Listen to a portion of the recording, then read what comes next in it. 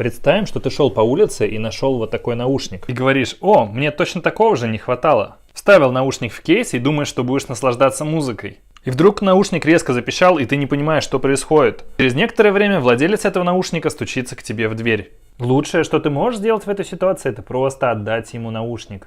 Но если ты не будешь отдавать наушник, тебя обвинят в краже. Поэтому, если вы нашли на улице наушник, то не надо наступать его и ломать. Просто дождитесь его хозяина, и когда он придет, отдайте ему. Может, даже вознаграждение получите.